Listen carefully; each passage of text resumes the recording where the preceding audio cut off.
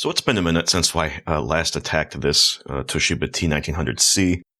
Last time I went ahead and recapped the power supply board, the internal one. Got it working. We hook it up to an external display because this one clearly has vinegar syndrome and isn't working correctly. Found out that it basically works. So awesome.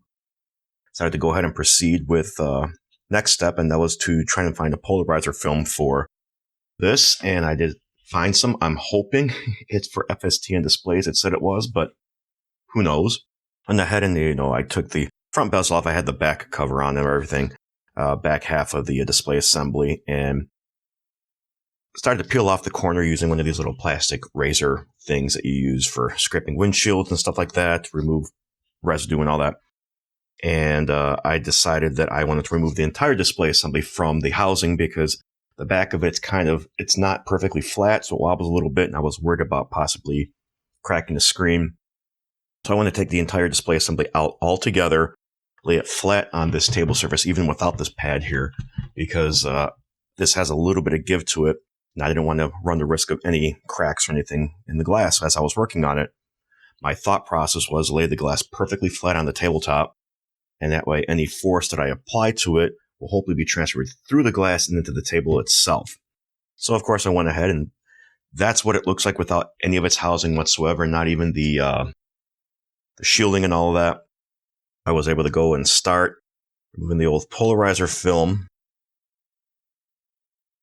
Obviously, there's the adhesive here, and that's going to take forever. Unfortunately, when I lifted this up, I noticed that there was another little, I don't know if it's a film or something underneath yet. You can't see it on camera, but there's another film or something over here. I'm like, well, hang on a second. What if that's damaged too? Then I took a look at the back, the part that usually faces the backlighting, and well, this polarizer or whatever it is also damaged. And I only have one, and I don't even know if it's the same type. So, because it took so long to get this one sheet in, and I still don't even know if it's the right one. I don't have a second one. I don't even know if this is a polarizer film or if it's something different. And because of the fact there's another layer underneath here before you hit the glass, I'm like, well, I don't know if I want to waste any more time on here, because this is going to take like an hour alone. The film itself will be fine, but it's the glue removal. It's going to be the issue. So what do I do? Well, my plan B was going to be using something like an iPad display with a custom-made controller board that would, allow you to connect, I believe, VGA, HDMI, and a few other things. They're all over the place. They can run the controller boards themselves aren't too terribly expensive. The displays can be a little bit pricey. They can get to as much as $100. I've seen some of these kits, depending on the type of display you get. It's unfortunate because I waited so long to get this, and again, don't even know if it's the right one, but I'm not going to be able to really use it now. I could, possibly still try to tackle this, but like I said, I don't know if I want to spend any more time or money on it. So I did what any other hobbyist would do, and I did end up getting a replacement screen instead. Found it on AliExpress, and they had it on sale for $60, and because I was buying a bunch of other stuff, shipping was relatively affordable. So it wasn't $100, it wasn't $80 or anything like that. I'm hoping it works, and I'm hoping it's the right one. I did open it and take a look inside because I wanted to make sure that it actually had something in the box and that it wasn't damaged. So we'll take a look. It was very, very well packaged. Extra padding and stuff like that.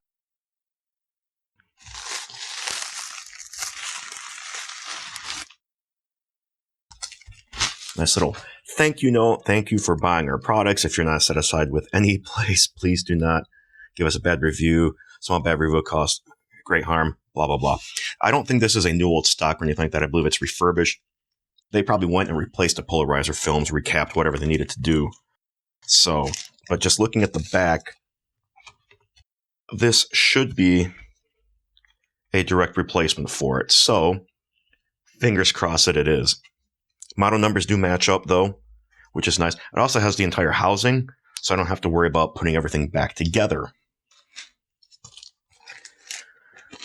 So that'll make it really easy to do a test fit, and we'll connect all the cables and everything, see if it works. And if it does, we'll continue with the project. And I'm really glad I don't have to put it back together because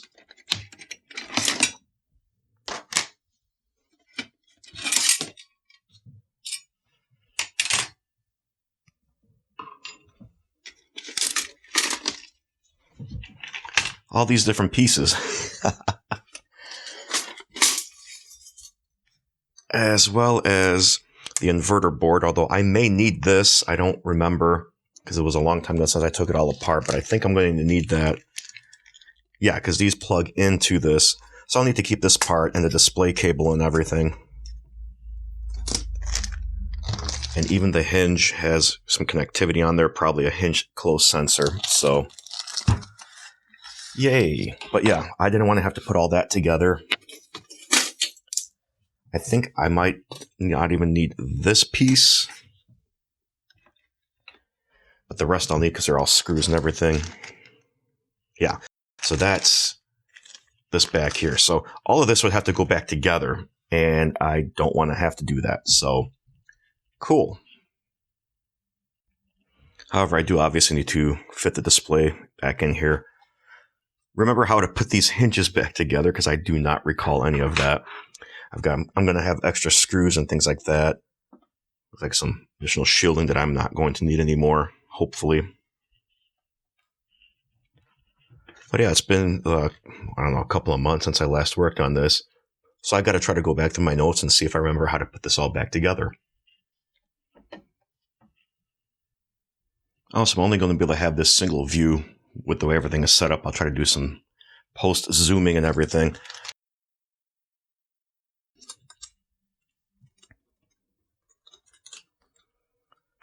So that definitely goes in like that. I've got a guide pin here. I just don't remember if there is any additional shielding or anything like that because I don't see anything in my collection of parts here. Tape for sure goes down, holds us all in place. Cables get routed appropriately. Various connectors. Minus 0 degrees on that to the rescue because they seem to have everything vintage on there. So I didn't realize they had Toshiba manuals, but they do. I'm on page 140 of 183 for the T1900, T1900C. Service manual, maintenance manual. And to reinstall this, they're putting in 3 simple steps, but obviously I'm going to go in reverse through the disassembly process so I can make sure I get every screw in the right location because they're basically saying to install it, connect the cables, put the screws in, and insert it back into the chassis, which obviously is not going to be very helpful. So we're going to go ahead and we will follow 3 display cables, which all right, here we go. Because these are the motherboard end. This will go here. This will go here. Small one here. Not sure what each one of these do, but sure there's some method to the madness. There's a grounding cable which we'll attach later.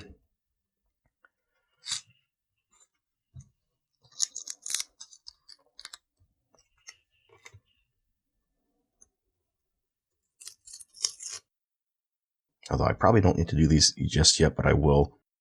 Only because of the fact that I've got everything disassembled now. Make it a little bit easier. Because they're saying to secure the M2.5x6 screw onto the LCD panel, but it doesn't say where. Again, I'm going to have to go in reverse with these instructions. And I'll try to post a link to these in case you guys need it. Or if you guys want to download it and follow along, you know. All right, so it looks like there is one screw that secures the display to the top corner of this, and then I'm guessing the rest of these are installed when I install all the other parts. So maybe I shouldn't have installed the inverter board yet, but it doesn't matter because this cable is going to be here anyway. And it looks like this is here to protect the wiring itself, probably from bumps and things like that. All right, so everything seems to be fine. So now we need this M2.5x6 screw, which could be any of these because I don't have anything labeled. All right, we're just going to go with one of these here because I have so many of them.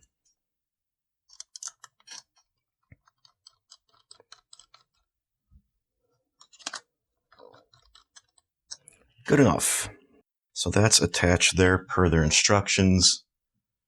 Cables are already connected, so now we've got to reinstall the inverter board and everything else.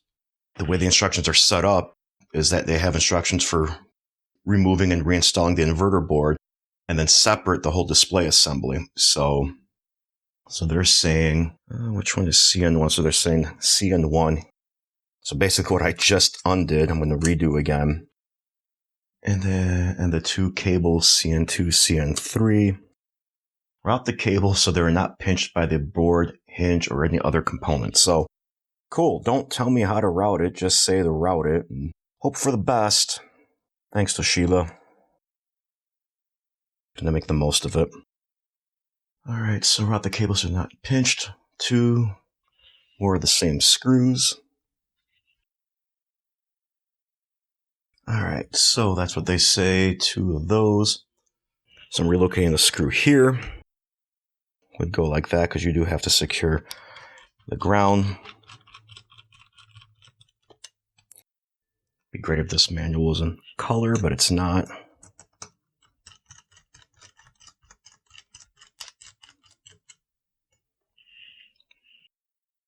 There's that.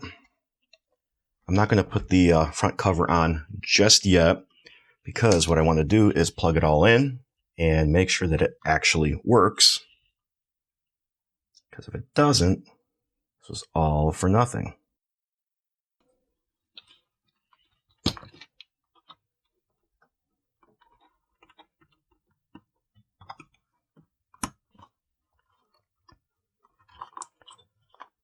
Yeah, that's going to be a tough stretch. And I do need to get a ground screw in just because of the fact that, and I'm going to use this one temporarily, but I need to get the ground screw in because I'm not sure if the display works if it's not properly grounded or not. So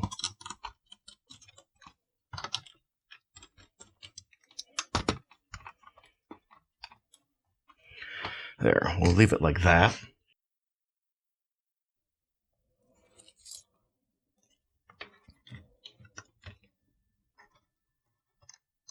There we go. Fingers crossed. Not sure if I'm going to get anything on screen. Backlight's on, I can see it.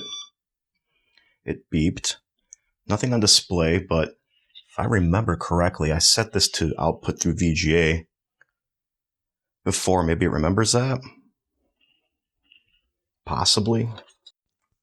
Alright, so we've got the keyboard. Let's see.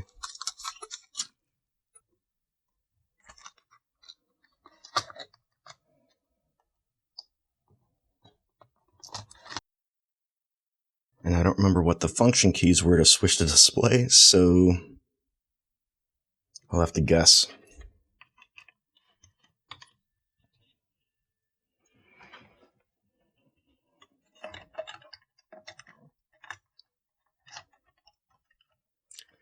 DC and power.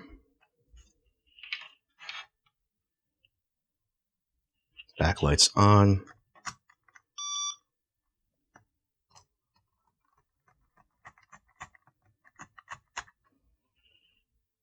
And again, I don't remember which keys I used to switch the display over. I don't believe there was an actual button or anything. So you can see the backlight if I turn off all the lights, and there's something, I mean, there's nothing on screen that I can see. It's just kind of like a bluish light. Let me unplug it, plug it back in, and then turn it back on.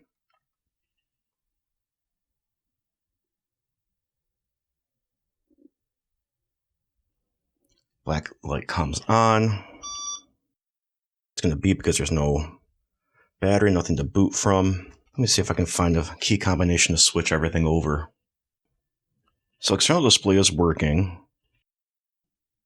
I'm not able to get anything on the internal display.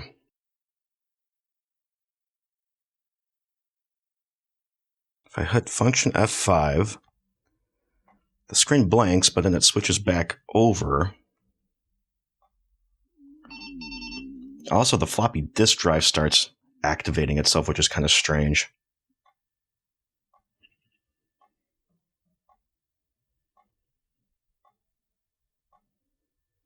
And now the system is just stuck in some sort of a boot loop. So going handheld mode for a bit because reasons. Took it apart again. Noticed some corrosion on the contrast wheel, so I added some isopropyl alcohol to it to try and hopefully clean it up. However, I don't know if it's visible or not, but there's additional corrosion there on this transformer here, coil, whatever. The capacitor doesn't look like it's leaked at all, but it's possible. There is some corrosion on whatever this is here. I think it's a fuse. 2.5 amp fuse. So there's some corrosion there. And a little bit of corrosion on this connector here. So I think I got a little bit more maintenance to do to this thing here. I removed the protective plastic, whatever you call it. I don't see any corrosion on the back of it here. Some flux residue there, of course, because no one ever cleans flux off at the factory. But I need to go clean this corrosion off because I'm wondering if the contrast just wasn't maybe down. And I'm hoping this inverter board can be salvaged because I don't know if the other one is compatible with this model or if I need another one altogether. Let's see. I may have to replace the capacitor on the inverter board, but we'll see. For now, I just want to see what happens. All right, plugged in, power, lights are on. Is anyone home? There's a display, barely. It's hard to see because it's so dark. Let's see if I can. So there you go. Backlight is pinkish, which means that it's probably bad. I have to replace that capacitor. The other thing you can't see, unfortunately, on camera is there is a line in the display right here, unfortunately, which bums me out. What does that mean? I don't know. I'm going to reach out to the seller, see if I can somehow return it, although it came from AliExpress, and it's probably been a couple of weeks since I got the display in. I think I'm still in the return period, but with all the tariff stuff happening, I have no idea what's going to happen. It is just kind of like a partial line, and if it's similar to like a Game Boy, I might be able to just take a soldering iron to it and, we'll see. I don't know. But the backlight, obviously, it being pink like that, not good. So I'm going to recap. There was only one electrolytic capacitor on there. I'm going to recap it, give it a better cleaning. We'll see what happens. All right, so I recapped the inverter. I put it back in because I wanted to test it real quick. It still has a pinkish hue. It could be the backlight still. I don't know if they actually replaced the backlight and again, this could still be new old stock. It could be a refurbished display. I'm not sure. But it didn't seem to make a difference. I didn't have a 6.3 volt 100 microfarad, but I did have a 25 volt 100 microfarad. Good enough. But the display is, viewable, and the contrast wheel does seem to work, or maybe the brightness, whatever you want to call it. And again, there could be some adjustments I could probably make later on. I don't know. Again, this laptop was the weaker of the two Toshibas, and it was basically designed so that I could practice trying to get the other one working, because that's the one that I really want. This one has a 25 megahertz 486 SX, I believe, whereas the other one is a 50 megahertz 486 DX. So I definitely want to get that one working. Hopefully it doesn't have any display issues like this one does, but it is what it is. Otherwise, at least the display kind of works now. So what I'm going to do now is probably do a part 3. Was expecting to get this all wrapped up in this video, but because it took a while to figure this thing out, I'm just going to go ahead and call this part 2. And because I still also have to replace this, I'm going to have to build a new one out. I'm just going to trim the leads and connect it to another rechargeable battery that I've got. I also have to replace this because it doesn't work. This is the like a temporary battery, so you can swap out the internal battery in case it's running low. And trim the leads on that, and again, attach it to here. And yeah, so I still have work to do. I still don't know if the floppy disk drive works. We know the hard drive works, so we've got that at least. But I don't know if the disk drive works or anything. So yeah, so I'm going to call this part 2. Do you guys have any tips, suggestions? Should I attempt to replace the backlight in here? Again, it looks nice and bright. It is a little yellowish, but it shouldn't be generating a pink hue in my opinion. I'm still thinking it might be the inverter board. But again, who knows? That's what I've seen in the past. I'll see if maybe I can get an inverter board real cheap. I doubt it, but who knows? So yeah, so you guys have any tips or suggestions, anything I should try? Like I said, I'm going to contact the seller about the display, see what they want to do, but I'm not holding my breath. It is an annoying line and it does detract from it, but at least it works and you can see everything. So yeah. So yeah, that's it for part 2. Thanks guys. I'll catch you later.